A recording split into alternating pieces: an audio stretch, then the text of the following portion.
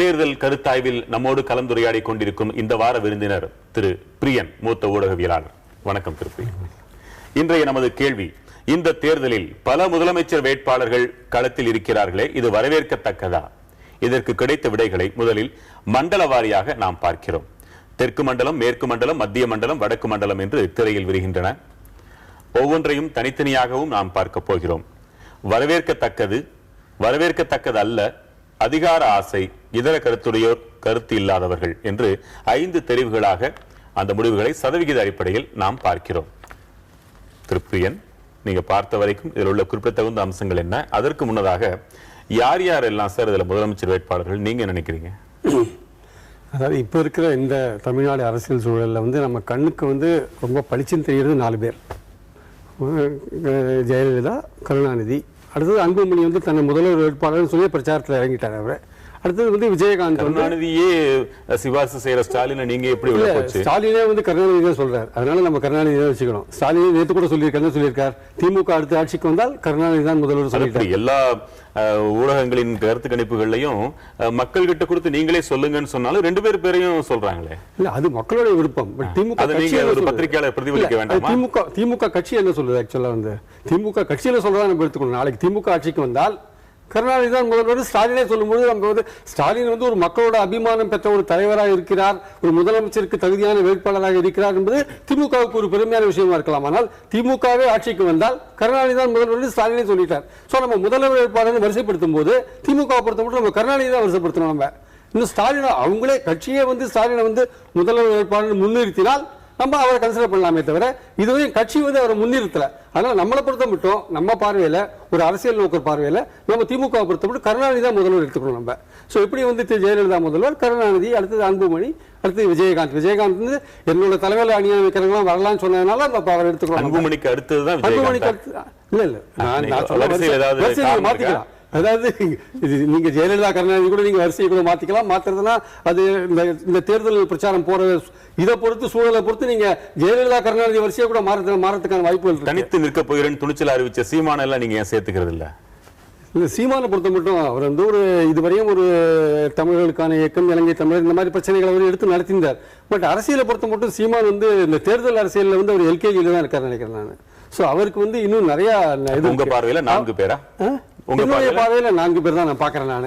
ஏன்னா இப்ப மக்கள் நல கூட்டணியில யாருமே முதல்வர் வேட்பாளர் தன்னை சொல்லிக்கிறதுக்கு இஷ்டப்படல. அவங்க என்ன சொல்றாங்க, தேர்தலுக்கு பிறகு பார்க்கலாம், முடிவுகளுக்கு பிறகு பார்க்கலாம் தான் மக்கள் நல கூட்டணி சொல்றாங்க. சோ நம்ம பார்வையில அல்லது மக்கள் பார்வையில ஜெயலலிதா, கருணாநிதி, விஜயகாந்த், அன்புமணி. மக்கள் நல கூட்டணி சொல்ல விருப்பப்படலன்னு சொல்றீங்க, அது அப்படியே நீங்க ஏத்துக்கிறீங்களா அல்லது உங்க பார்வையில மக்கள் நல கூட்டணி? இப்ப அது நான் ஒரு அரசியல் நோக்கர்ன்ற முறையில கூட மக்கள் நல கூட்டணி இந்த 4 பேர் மட்டுமே அந்த மக்கள் நல கூட்டணியில தேர்தலை சந்திச்சாங்கன்னா இவங்க நிச்சயமா யாரையுமே சிஎம் கேண்டிடேட் அனௌன்ஸ் பண்ண மாட்டாங்க. ஏன்னா அதனால அவங்களுக்கு கொஞ்சம் டிஸ்அட்வான்டேஜ் இருக்கு அவங்களுக்கு. அதனால சிஎம் கேண்டிடேட் அவங்க அனௌன்ஸ் பண்ண மாட்டாங்க. ஒரு விஜயகாந்த் இருக்கிற ஒரு இது விஜயகாந்த் அந்த மக்கள் நல கூட்டணிக்கு போயிட்டா வச்சுக்கோங்க, அதோடைய அந்த இதே மாறிடும், அந்த சூழலே கொஞ்சம் மாறிடும். சோ அப்படி இருக்கும்போது அது வேற விஷயம். இப்ப இருக்கிற சூழல்ல மக்கள் நல கூட்டணியில இந்த 4 பேர் யாரையுமே தங்களை சிஎம் கேண்டிடேட் அனௌன்ஸ் பண்ணி பிரச்சாரம் பண்ண மாட்டாங்க. தேர்தல் அப்படியே தான் சந்திப்பாங்கன்னு நான் நினைக்கிறேன். சரி, இனி அட்டவணைக்குள்ள போலாம். சார், அட்டவணையில இருக்கிற கேள்வியை பார்த்தீங்கன்னாலே பல முதலமைச்சர் வேட்பாளர்கள் களத்தில் இருப்பது வரவேற்கத்தக்கதா? அதாவது முதலமைச்சர் வேட்பாளர்களை அறிவிப்பது அப்படிங்கிற ஒரு விஷயமே நடைமுறையில இல்லாத ஒன்று. இந்த மாதிரியான ஒரு புதுமையான விஷயத்தை புகுத்த பாக்குறாங்கன்னு நீங்க சொல்வீங்களா? உண்மைதான். அதாவது இந்த தேர்தல் சந்திக்கிற இன்னொரு புதுமை இது என்னன்னு பாத்தீங்கன்னா, இதுவரையும் முதலமைச்சர் கேண்டிடேட்னு பிரச்சாரம் யாருமே தங்களை முன்னிறுத்தி பிரச்சாரம் பண்ணதில்லை. அது ஆரம்பிச்சது அன்புமணி தான், தன்னை முதல்வர் வேட்பாளர் நிறுத்தி ஆரம்பிச்சிருக்காரு. ஏன்னா இதுவரையும் நம்ம தமிழ்நாட்டு அரசியல் என்ன பார்த்திருக்கோம்னா பாத்தீங்கன்னா, திமுகவும் அதிமுகவும் ஒரு 2 அணியா போட்டி போடும். இதுல இவங்க வின் பண்ணா கருணாநிதி முதல்வர், அதுல வின் பண்ணா ஜெயலலிதா முதல்வர். அந்த வழி தான் நம்ம பார்த்துட்டு இருக்கோம். நம்ம சொல்ல ஆரம்பிச்சிட்டாங்க. சரியா தவிர ஆரோக்கியமற்றதா? இல்ல, ஆரோக்கியமற்றதான் பார்க்க போனா நம்ம இந்தியன் டெமோக்ரஸியில இந்த தேர்தல் முறையே கிடையாது. முதல்ல இப்போ அமெரிக்க ஜனாதிபதி எலெக்ஷன்ல ஒரு இண்டிவிஜுவல் நிறுத்தி ஓட்டு போடுறாங்க. நம்மளது கட்சி ஜனநாயகம். நம்மளது கட்சி ஜனநாயகத்துல ஒரு கட்சி பெற பெரும்பான்மையை பொறுத்து கட்சி தேர்ந்தெடுக்கிற ஒருத்தர் தான் சிஎம் வர முடியும். நமக்கு கருணாநிதி, ஜெயலலிதா கண்ணுக்கு தெரிகிறாங்களே தவிர அந்த கட்சி தான் முக்கியம். இந்திய டெமோக்ரஸியில கட்சிகள் தான் மக்கள் தேர்ந்தெடுக்கிறாங்க. ரெண்டாவது, நீங்க முதல்வர் கேண்டிடேட் ஒருத்தர் நிறுத்திட்டா கூட லோக்கல்ல வந்து பல இஷ்யூஸ் இருக்கு. முதல்வரை பார்த்து மட்டுமே ஓட்டு போட மாட்டாங்க. கீழே இருக்கிற கட்சிக்காரங்க, கீழே இருக்கிற லோக்கல்ல என்ன பிரச்சனைகள் அதெல்லாம் பார்த்து தான் ஓட்டு போடுறாங்க. கட்சி ஜனநாயகத்துல வந்து இந்த முதல்வர் கேண்டிடேட் வரது பாத்தீங்களா, அது சரியா ஃபிட் ஆகலன்னு நினைக்கிறேன். ஏன்னா இப்ப ஒவ்வொரு வயசுக்காரங்களும் ஒவ்வொரு மாதிரி முடிவு எடுக்கிறாங்க. வயது வாரியாக இந்த கேள்விக்கு கிடைத்த பதில்களை நம்ம சதவீதத்தின் அடிப்படையில் அடுத்த பக்கத்துல பார்க்கிறோம். 18 இருந்து 25, 26 இருந்து 35, 36 இருந்து 50, 50 வயதிற்கு மேற்பட்டவர்கள்னு 4 பிரிவுகளாக பிரித்து கிடைத்த முடிவுகள் திரையில் தோன்றிக் கொண்டிருக்கின்றன. இதுக்கு அந்த முதல் அட்டவணையில ஒரு சின்ன இது இருக்கு. அதாவது இந்த வடக்கு மண்டலத்துல பாத்தீங்கன்னா முதல்வர் கேண்டிடேட் தன்னை முன்னிறுத்தி அன்புமணி வந்து பலமா வந்து 6-7 மாசமா பிரச்சாரம் பண்ணிட்டு இருக்காரு. அங்க வந்து 30% தான் வரவேற்கிறாங்க முதல்வர் கேண்டிடேட்ன்றதை. ஆனா அதே சமயம் பார்த்தீங்கன்னா தெற்கு பகுதியில் வந்து 42.54% பேர் வந்து அதை வரவேற்கிறாங்க. இன்ஃபேக்ட் இப்போ அன்புமணியோட பிரச்சாரம் வந்து அந்த வட மாவட்டங்களே இன்னும் சரியா ரீச் ஆகலையோன்னு எனக்கு ஒரு சந்தேகம் இருக்கு. இந்த புள்ளி வரத்தை பார்த்தோன்னே தெர் இஸ் அ டிஃபரன்ஸ் இல்லையா. சவுத்தில் அதிகமாக வரவேற்கிறாங்க. வேற வந்து பார்த்தீங்கன்னா வடக்கு மாவட்டங்களில் வந்து PMK is suppose to be very strong. அங்க வந்து அந்த மெசேஜ் இன்னும் கரெக்டா டவுன் லெவல்ல ரீச் ஆச்சான்னு எனக்கு டவுட்டா இருக்கு. ஏன்னா அங்க வந்து அன்புமணிக்கு ஆதரவு பெரிய இருந்ததுன்னா அது ஒரு 50% கூட உயர்ந்திருக்கலாம் இல்லையா அப்படின்னு உங்க கருத்தா இருக்கு. சரி, இந்த அட்டவணையின் அடிப்படையில் உங்களை ஒரு கேள்வி கேட்கிறேன். 35 வயதுக்கு கீழே இருக்கிறவங்க வந்து அதிகமா இதை வரவேற்கிறதையும் 36 வயதுக்கு மேல இருக்கிறவங்க இதை அதிகமா வரவேற்காததும் இந்த அட்டவணை மூலமா நமக்கு தெரியுது. இதன் எதிரொலி இதுக்கு காரணம் என்னவா நீங்க பாக்குறீங்க? வயசானவங்களுக்கு ஒரு மென்டாலிட்டி இருக்கு. அந்த ஸ்டேட்டஸ் கோ கண்டினியூ பண்ணணும்னு நினைப்பாங்க. எப்போதுமே இருக்கிறது கண்டினியூ ஆகணும்னு நினைப்பாங்க. இந்த முதலமைச்சர் கேண்டிடேட் அறிமுகப்படுத்தி ஒரு எலெக்ஷன் சந்திக்கிறது வந்து ஒரு புதிய விஷயமா இருக்கு இல்லையா. இந்த புதுமையா அல்லது புதிய விஷயங்களை ஏத்துக்கிறது எப்போதுமே இந்த 35 வயசுக்கு மேல 40 வயசுக்கு மேல இருக்கிற ஒரு தயக்கம் இருக்கும். அதோட ஆனா நீங்க பாத்தீங்கன்னா 18 இருந்து 35 வயசு இருக்கிறவங்க பாருங்க எவ்வளவு பேருங்க, இங்க 43.45% வந்து ஏத்துக்கிறாங்க. 18 இருந்து 35 வயசு இருக்கிறவங்க. சோ இந்த 18 இருந்து 35 வயசு இருக்கிறவங்க 43%. அதே மாதிரி நீங்க 18 இருந்து 25 வயசு இருக்கிறவங்க 37%. இந்த ரெண்டும் பாத்தீங்கன்னா மாற்றத்தை விரும்புறவங்க. ஈவன் இந்த சிஸ்டத்தையே வந்து இந்த தேர்தல் முறையே கூட இந்த விஷயங்கள் மாற்றத்தை கூட அவங்க விரும்புவாங்கன்னு நான் நினைக்கிறேன். ஏன்னா இதுவரையும் தமிழ்நாட்டு அரசியல் ஏற்கனவே சொன்ன மாதிரி விஜயகாந்த் முதல்வர் கேண்டிடேட்னு வந்து களத்தில் இறங்கினார்னா அது எப்படிப்பட்ட ஒரு விளைவை உண்டாக்கும். இல்ல இப்போ இந்த 2 கட்சியை விட்டுருங்க, 2 கட்சியில தலைவர்கள் இருக்காங்க, அவங்க தான் சிஎம். இப்போ அன்புமணி சிஎம் இறங்கியிருக்காரு. அந்த மெசேஜே வந்து இன்னும் கரெக்டா தமிழ்நாடு முழுக்க ரீச் ஆச்சான்னு தெரியல. ஆனா வந்து மாற்றத்தை விரும்புறாங்கன்னு தெரியுது. இந்த 18 இருந்து 35 வயசுக்குள்ள இருக்கிறவங்க சரி இந்த மாதிரியான ஒரு விஷயம் வந்தா நல்லதுதானே நினைக்கிற ஒரு மென்டாலிட்டி இருக்கு. அதுக்கு மேல இருக்கிறவங்களுக்கு என்னன்னா ஸ்டேட்டஸ் கோ கண்டினியூ ஆகலாம். இந்த சிஸ்டம் ஒரு கட்சி ரீதியான ஒரு எலெக்ஷன்ஸ், அதன் மூலமா தேர்ந்தெடுக்கப்பட்ட முதல்வர்கள், அதுவே சரின்னு இந்த 35 வயசுக்கு மேல இருக்கவங்க நினைக்கிறாங்கன்னு நான் கருதுறேன். இதுல குறைந்தபட்சமாக இந்த முதலமைச்சர் வேட்பாளர்கள் கருதப்படுறவங்க தான் சட்டமன்ற உறுப்பினராக கண்டிப்பா தேர்ந்தெடுக்கப்படுவோம்னு நம்புறாங்கன்னு தெரியுது. முதல்ல கண்டிப்பா அந்த ஒரு கான்பிடன்ஸ் கூட இல்லாட்டி அவங்க தங்களை சிஎம் கேண்டிடேட் அனௌன்ஸ் பண்ண முடியுமா? அது திசை மாறிய தேர்தல்களும் உண்டு. இல்ல நம்ம முதல்வரே அடுத்த பக்கத்தில் முதல்வரே தோற்ற வரலாறு உண்டு நம்ம நாட்டில், நம்ம தமிழ்நாட்டில். தொடர்ந்து பார்க்கலாம். ஒரு சிறிய இடைவேளைக்கு பிறகு மக்கள் மனதில் 2016 தேர்தல் கருத்தாய்வு தொடர். மக்கள் மனதில் 2016 தேர்தல் கருத்தாய்வு தொடர்கிறது. நம்மோடு கலந்துரையாடி கொண்டிருப்பவர் மூத்த ஊடகவியலாளர் திரு பிரியன். இப்பகுதியில் நாம் பார்க்கவிருப்பது இந்த தேர்தலில் பல முதலமைச்சர் வேட்பாளர்கள் களத்தில் இருப்பது வரவேற்கத்தக்கதா என்ற கேள்விக்கு ஆண் பெண் என பாலின வாரியாக கிடைத்த பதில்களை சதவீத அடிப்படையில் நாம் பார்க்கிறோம். வரவேற்கத்தக்கது, வரவேற்கத்தக்கதல்ல, அதிகார ஆசை, இதர கருத்துகள், கருத்து இல்லை என 5 தெரிவுகளாக விடைகள் கிடைத்திருக்கின்றன. அவை திரையில் விரிகின்றன.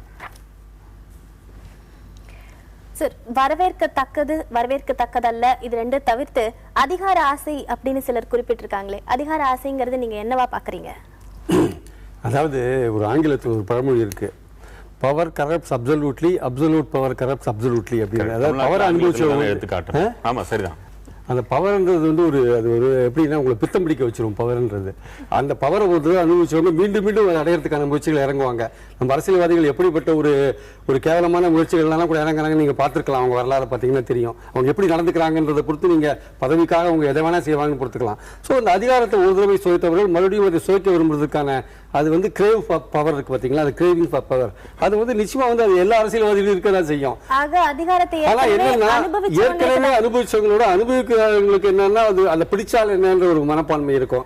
உதாரணம் இப்ப அன்புமணி விஜயகாந்த் போன்றவர்கள் வந்து அன்புமணி விடுங்க, அவர் வந்து மத்திய அமைச்சரா இருந்திருக்கார். அதனால அவருக்கும் அந்த பவருடைய அருமை தெரியும். அதனால அவரும் அதற்கு முயற்சி பண்ணுவார். இப்ப விஜயகாந்த் போன்றவர்கள் இருக்காங்க வச்சுக்கோங்க, விஜயகாந்தோ சீமானோ இருக்காங்க வச்சுக்கோங்க, அவங்களுக்கு பவருடைய ஒரு அந்த இது ஒரு எல்லை வந்து ரொம்ப அவங்களுக்கு வந்து ஒரு ஆர்வத்தை ஊட்டும். அது அதனால அதற்கான முயற்சிகள் எனக்கு அதுல வந்து ஆச்சரியப்படுறதுக்கு இல்லை. ஸோ பவர்ல இருந்தவங்களுக்கும் சரி இல்லாதவங்களுக்கும் சரி பவர்ன்றது வந்து கிட்டத்தட்ட நிச்சயமா வந்து ஒரு அட்ராக்டிவான ஒரு விஷயம் தான். அதுக்கு நிச்சயமா அவங்க வந்து எல்லா விதத்திலையும் முயற்சி செய்வாங்க அரசியல்வாதிகள். இந்த 2 ஒப்பிடுங்க. ரெண்டுல எது பெட்டர்னு நினைக்கிறீங்க? ஏற்கனவே இருந்தவர்கள் அதிகாரத்தை சுவைத்தவர்கள் விரும்புவதா அது புதிதாக விரும்புவதை நீங்க ரெண்டுல எதை விமர்சிக்கிறீங்க? சுவைத்தவர்கள் ஒரு அனுபவசாலிகளா இருப்பாங்க. புதுசா வரவங்களுக்கு அது ஒரு எப்படி பாத்தீங்கன்னா ஒரு கிராமத்து ஆள் நகரத்துல திடீர்னு பார்க்கும்போது எல்லாமே ஒரு அதிசயமா தெரியுற மாதிரி. அப்போ கிட்டத்தட்ட பாத்தீங்கன்னா நீங்க சொல்ற டோன்ல பார்த்தா இந்த அதிகாரம் என்பது சுவைப்பதற்கான, தான் அனுபவிப்பதற்கான ஒன்றாக நினைக்கிறதாக நீங்க சொல்றீங்க. ஏழை எளிய மக்களுக்கு சேவை செய்வதற்கு இந்த அதிகாரம் தேவை. அந்த அதிகாரத்தின் மீது ஆசைப்படுவது மக்கள் நலன் சார்ந்தது. அப்ப இதை பாராட்டாக கூட எடுத்துக்கலாம் இல்லையா? எல்லா அதிகாரங்களுமே அதிகாரத்தில் இருக்கிறவங்க எல்லாருமே அதிகாரத்துக்கு வரும்போது சொல்றது என்னன்னா மக்களுக்கு சேவை செய்வதற்காக தான் சொல்றேன் அப்படின்றாங்க. அரசியலுக்கு வரதே மக்களுக்கு சேவை செய்வதற்காகத்தான் சொல்றவங்க அதிகாரத்துக்கு போகும்போது இன்னும் கொஞ்சம் வலியுறுத்தி தான் சொல்லுவாங்க. உண்மையிலேயே நான் மக்களுக்கு சேவை செய்யதான் அதிகாரத்துக்கு வந்திருக்கேன்னு சொல்லுவாங்க. ஆனால் அந்த அதிகாரத்தில் உட்காரும் பொழுது நான் முதல்ல சொன்ன மாதிரி power corrupts absolutely, absolute power corrupts அப்சல்யூட்லின்ற அந்த வாக்கு இருக்கு இல்லையா, அது அங்க அப்ளை ஆகுவாங்க. மொத்த முடிவுகளையும் பார்க்கலாம் திரையில. வரவேற்கத்தக்கது 38.34% பேர் வரவேற்கத்தக்கது என்று கூறியிருக்கின்றனர். வரவேற்கத்தக்கது அல்ல என்று கூறியிருப்போர் சதவீதம் 30.64. அதிகார ஆசைதான் இதற்கு காரணம் 23.35%. இதர கருத்துடையோர் 3.33, கருத்து சொல்ல விரும்பாதோர் 4.34. சரி, அதிகார ஆசையையும் வரவேற்கத்தக்கது இல்லை அப்படின்னு எடுத்துக்கலாமா? இல்ல அதிகார ஆசையை நீங்க வரவேற்கத்தக்கது இல்லைன்னு அப்படி நீங்க எடுத்துக்க முடியாது. ஏன்னா நீங்க ஒரு தேர்தலில் நிற்கும் பொழுதே இப்போ சுயநலம் சார்ந்த விஷயம் நிறைய வந்துடுது. இப்போ நாட்டில் நீங்க எதையுமே சுயநலம் சாராத நீங்க பார்க்கறதுக்கான வாய்ப்புகள் ரொம்ப ரொம்ப கம்மியா இருக்கு. ஸோ ஒரு தேர்தலில் நிற்கும் பொழுதே மக்களுக்கு ரொம்ப பளிச்சுன்னு தெரிகிறது.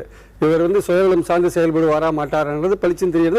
ரெண்டாவது நீங்க தேர்ந்தெடுத்து வந்த அப்படின்னா எப்படி செயல்படுறீங்க நம்ம பார்த்துட்டு தான் இருக்காங்க. இல்ல இப்ப கட்சிக்காரங்க வரவேற்கத்தக்கது அல்லன்னு சொன்னா ஒருத்தர் மனசுல நினைச்சுக்கிட்டு நான் வரவேற்கல, என் தலைவர் மட்டும் தான் வரணும்னு சொல்றாருன்னு எடுத்துக்கலாம். இது பொதுமக்கள் அளித்த வாக்கு இது. அதனால அதையும் அதிகார ஆசையும் நம்ம ஏன் ரெண்டு விமர்சனங்களா எடுத்துக்கணும்? ரெண்டு ஒண்ணு சேர்த்துக்க கூடாதா? அப்படி பார்த்தா கிட்டத்தட்ட 50க்கு மேல் வருதுன்னு எடுத்துக்க கூடாது. நான் என்ன சொல்ல வரேன்னா, இன்னைக்கு நம்ம அனுபவத்துல தான் பார்க்கணும். இன்னைக்கு அதிகாரத்துக்கு வரவங்க எப்படி இருக்காங்கன்றத பொறுத்து தான் பார்க்கணும். மக்களுக்கு ஒரு ஒப்பீனியன் இருக்கு. இந்த அதிகாரத்துக்கு வரவங்க இந்த அதிகார அந்த பிசாசு பிடிச்சுதான் அங்க வராங்கன்ற மாதிரியான மக்களுக்கு ஒரு ஃபீலிங் இருக்கு. ஆக்சுவலா யாருமே அதிகாரத்தை வேண்டாம், இல்ல பவர் உங்களுக்கு வேண்டாம், they are not craving for power அப்படின்ற யாருமே மக்கள் நினைக்கல. அதை பத்தி அவங்க இவங்க அதிகாரத்துக்கு வர ஆசைப்படுறாங்க அப்படின்னு மக்கள் நினைக்கிறாங்க. எந்த சந்தேகமும் கிடையாது. இந்த கருத்தாயில ஒரே ஒருத்தர் மட்டும் விடுவிட்டு போச்சு, அது நீங்க தான். உங்க கருத்து என்ன? இல்ல நிச்சயமா அதிகாரிகள் வரவேற்கிறீங்களா, வரவேற்கலையா, அதிகார ஆசைன்னு சொல்றீங்களா? இல்ல அதிகார ஆசை 50-50 இருக்கு. அதுல மக்கள் நலன் அப்படின்ற ஒரு இதை முன்னுக்கு வச்சுட்டு வரும்போது நிச்சயமா 50-50 இருக்கு. பவருக்கும் கிரேவ் பண்றாங்க, அதே சமயம் மக்களுக்கு ஏதோ செய்யணும்னு ஆசைப்படுறாங்க. இதுக்கு நடுவில் இந்த ரெண்டுமே போட்டுன்னு போகும்போது சில அரசியல்வாதிகள் அதிகாரத்தில் இருக்கிறவங்க அந்த சுயநலத்தினால பாதிக்கப்பட்டு பின்னுக்கு தள்ளப்படுறாங்க. தேர்தலில் ஊழல் குற்றச்சாட்டுகள் அதன் மூலமா பின்னுக்கு தள்ளப்படுறாங்க. ஸோ இப்போ உதாரணமா பார்த்தீங்கன்னா இப்போ முதல்வர் கேண்டிடேட் இந்த விஷயமே கூட நம்ம நாட்டில் பொறுத்த மட்டும் டெல்லியில் கெஜ்ரிவால் வந்தார் பார்த்தீங்களா, அது ஒரு நல்ல எக்ஸாம்பிள். ஒரு தனிப்பட்ட மனிதர் அவர் தான் முதல்வர்னு சொல்லிட்டு தெரிஞ்சு கரெக்டாக எலெக்ட் பண்ணாங்க மக்கள். ஆனால் தமிழ்நாட்டில் இன்னும் அந்த நிலைமை வந்த மாதிரி தெரியல. தமிழ்நாட்டில் இன்னும் அந்த கட்சி சார்ந்து அந்த ஓட்டு போடுற விஷயங்கள் இருக்கே தவிர இன்னும் முதல்வர் கேண்டிடேட் அன்புமணி அவருக்கு தான் தமிழ்நாடு ஓட்டு போடணும் அப்படின்ற மாதிரி ஒரு ஃபீலிங் மக்கள்கிட்ட இந்த முதல்வர் கேண்டிடேட்னு முன்னுக்கு வச்சு அதன் மூலமா எலெக்ஷனை சந்திக்கிற நிலைமை இருக்கு பார்த்தீங்களா, அது இன்னும் சரியா உருவாகலைன்றது என்னோட அபிப்பிராயம். இருக்கட்டும், சுவர்கள் சுகப்படட்டும். நீங்க தூண்டி விட்டுறாதீங்க. இன்றைய பங்களிப்புக்கு நன்றி. மீண்டும் நாளை சந்திக்கலாம். வணக்கம்.